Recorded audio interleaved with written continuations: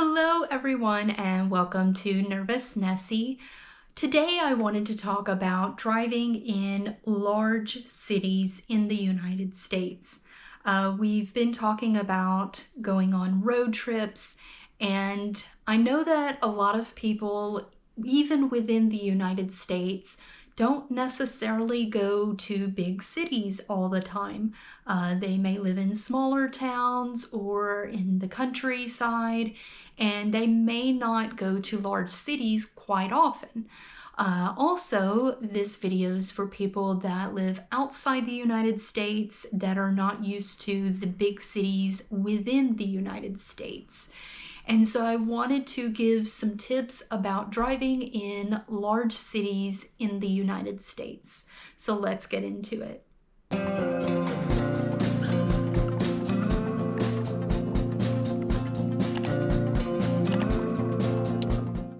The first thing that you should know about driving in a large city in the United States is how the streets are laid out, the actual layout of the different streets within the major city.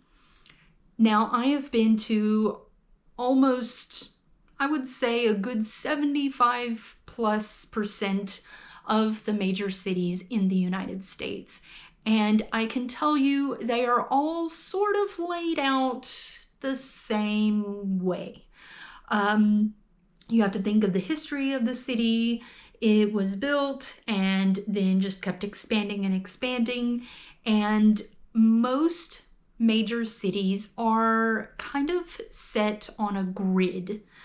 You have generally very straight roads. They will curve, but essentially they are curving in lines that are in a grid. And that comes in quite handy if you are unfamiliar with the area, because if you know your cross streets, then if you wander off, if you can get back to one of those streets, you can find your way back to where you started, which is really nice. It's very handy, especially if you park somewhere and then you go out and explore and walk around, and then you're like, where did I park my car? You can find the cross streets, remember the cross streets, and it will easily get you back to where you started. Now, with that in mind, if you are in the downtown area, or what's considered the downtown area of a major city, it seems like every major city in the downtown area has a lot of one-way streets. If you think about it, they built the city and it started out with just the city center and then it expanded. When the population grew, the streets could not expand. The buildings were already there, so you couldn't have cross traffic. So what they did is they created one-way streets to where you would have multiple lanes, but they are going in one direction. And usually it's up one street. If you go over a block, it's down the other street, and it's every other street. Not always, but usually that's kind of the way that it's laid out. And so if you are driving in the downtown area of a major city, keep in mind that there's a lot of one-way streets, and you definitely don't want to go down the wrong way on a one-way street. So let's talk about parking. Parking is always an issue whenever you have a major city. For one thing, it usually costs a lot. Just expect to have to pay for parking. Whether it's going to be a parking garage or a parking lot, or even parking out on the street somewhere, you're probably going to have to pay. If you are doing a trip and you're thinking, okay, should I do public transportation, or should I get a rental car, or should I just drive my own car? You should factor into the cost. It may be cheaper for you to take public transportation versus renting a car and then having to pay for parking everywhere that you go. Also, parking can be hard to find. especially if, let's say, there's a big event going on. You may have to drive around for a while to try and find a parking spot or a parking garage that's not full. And with that in mind, when you do find a parking garage or a parking lot, make sure you kind of scan the area and then also be mindful of your surroundings. The reason I say that is your car going to be safe? Is it in an area where someone's going to break into your car? If you pay for the parking, let's say it's in a parking garage, note the hours of when that garage closes. I have seen people that they park their car in a parking garage, and then whenever they get done with the night, maybe they went and saw a concert and they come back, the garage is closed and now they can't get their car out and they're stuck there. That also goes for parking lots that have fences around them. Make sure if there is like a parking attendant there that will take your money, make sure you ask them, what time does this close?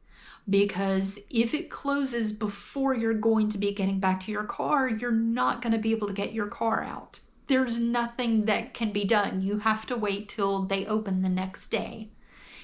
And also keep in mind, is it a scam? There's a lot of scams out there where you may have a parking lot sitting there and there's a person out there collecting money so that you can park there. Be mindful that, is this legitimate or is this a scam? Most of the time it's legitimate, and you can kind of tell if a lot of people are parking in there and there's a lot of signs saying parking and it has the prices posted, you should be good. But if it's just a random parking lot and you just have a couple of cars parked there and there's some random person standing out there saying, oh, it's this amount for parking here, then I wouldn't park there. It could be a scam. It could be a parking lot that no one is supposed to park there and somebody just decided to stand out there and collect money. And then your car gets towed or your car gets broke into, or maybe that parking lot closes and you can't get your car out and you've just given away your money to a random stranger for no reason.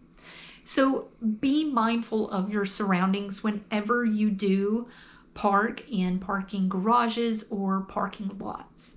In addition to parking garages or parking lots, you also have street parking. The street parking usually has meters. The meters will be there and it will tell you how much it costs to park there. You do want to read the fine print of how long you can park there. Some have limits like 15-minute parking or an hour or 2 hours, or you can put in the amount of time that you would like to park there and maybe park all day. And there's different prices for the different allotted times. When you go to use the meter, just be careful. 2 things. Number 1, try not to scan any QR codes for paying. There are scams out there where people are putting fake QR codes or fake QR codes on the meters saying, scan the QR code and pay through your phone instead of putting a card in or putting cash in or whatever the meter requires. And those fake QR codes are actually scams to where whenever you put your bank information in, they clear out your bank. So be careful about using QR codes on parking meters. Another thing on the parking meters, the second thing, is make sure you pick the correct meter. When I first came out to California to visit and see if I wanted to move here, I went to one of the beach cities and went to park. Pulled up to the parking spot, and the meter was kind of like a tree. You had the post, and then it had 2 meters sitting there. When I pulled up, it looked like this 1 meter is for my parking spot, and this other meter is for the parking spot next to me. I put my money into the meter, went about my day, came back, and I had a $60 parking ticket on my car. I'm like, why? I paid the meter. I called the number on the ticket, and sure enough, it was the police. They put it on there, and I said, look, I even have on my phone where I paid the meter. Like, I shouldn't be getting a ticket. Turns out the way the meters were set up for the parking spots, I was supposed to pay the meter over here versus that meter. So essentially, I paid for the car next to me, not my car. And I had to pay a $60 parking ticket, which really made me very mad. So when you go to pay for the parking meter, make sure you're picking the correct meter before you put your money in. Also with parking on the street, there's a lot of signs. You'll notice this in large city that there are signs everywhere for parking. It could be signs saying no parking on a specific day, or no parking on these days within these hours, or you can park here but you have to have a permit. I have seen a sign up that had 4 or 5 different requirements on there. Can't park on this day. You can't park on these days at these times. You have to have a permit. You have to have all this other stuff. Like, you're reading it and you're like, I give up. So if you are parking in a big city, make sure you look for signs and read them well. Because you could get towed, you could get a parking ticket, anything bad could happen because you didn't read the signs. And if you're in an area where the signs are just overwhelming, it's one thing to have one sign, but if you have 2, 3, 4 signs that you have to read, just don't park there. Find another area to park in. It's not worth it to try and decipher what everything says. You may have to walk a little bit further, but it's just better to park in an area that doesn't have all the crazy signs. Another thing with driving in big cities is don't honk at everyone. Obviously, if you need to honk your horn on your car and maybe somebody's about to hit you or whatever, obviously you need to honk the horn on your car. But don't just sit and lay on the horn because you're in traffic. I see so many people doing that where it's bumper to bumper traffic and everyone's just laying on their horn. That does no one any good. There is no point in that. All you're doing is making everyone madder by having to listen to this high-pitched horn constantly going. So if you're driving in a big city, don't always honk your horn every little thing. And in some areas, it's actually illegal to honk your horn for no reason. So don't honk the horn of your car unless you really need to. Now let's talk about driving on freeways. The first thing is off and on ramps. Now I know if you are not used to big freeways, maybe you live in a small town or out in the country, or maybe you are from another country. Driving on freeways can be quite overwhelming in a big city in the United States. Off ramps and on ramps are where a lot of accidents can happen because people don't know how to use them. When you are getting onto a freeway, you need to match your speed with the speed of traffic on the freeway. If the freeway traffic is going very, very fast, whenever you are getting onto the freeway, You need to pick up the same speed. That way your speed matches the traffic that you are coming into. Don't be that person that sit and slowly pull into traffic when it's going super, super fast, because then you're going to cause an accident. And when you are getting off the freeway, you want to also try and match the speed. So if you are going along really fast on the freeway and you need to get off the freeway, don't just slow down to get off the freeway. You need to keep your speed until you get out of the way and start to curve, and then slow down then.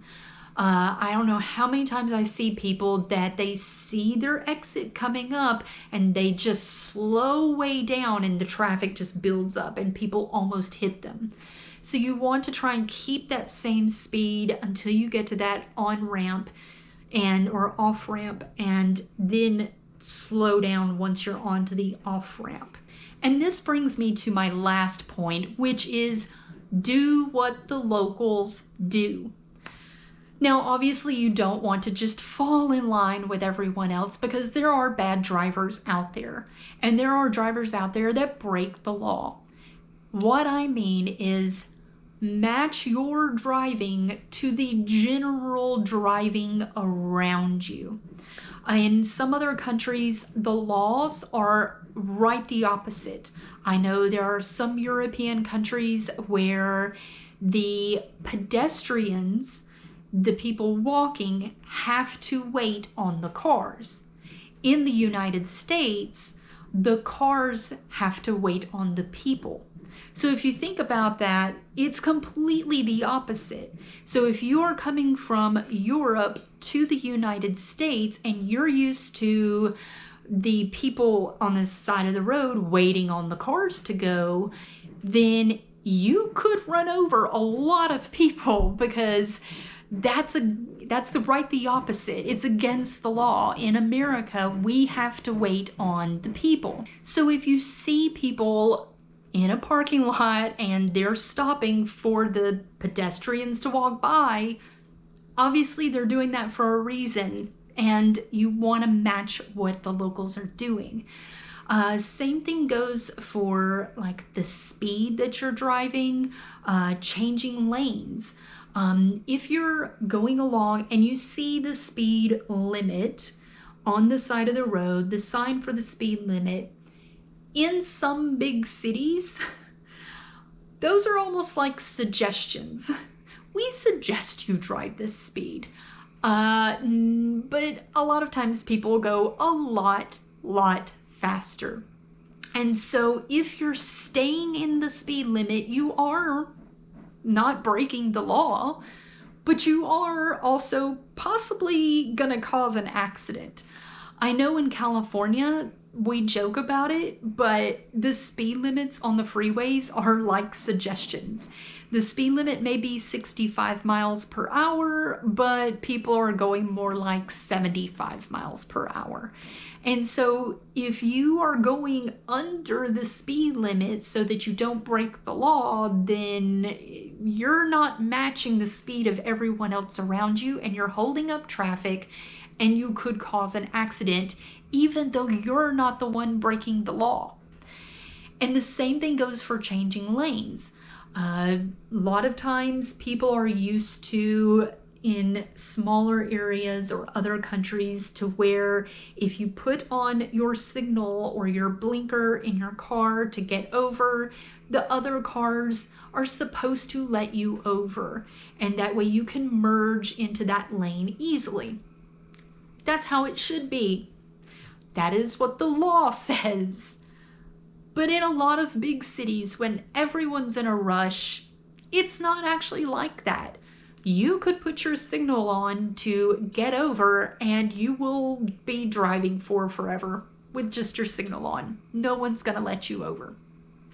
And so you need to kind of do as the locals do.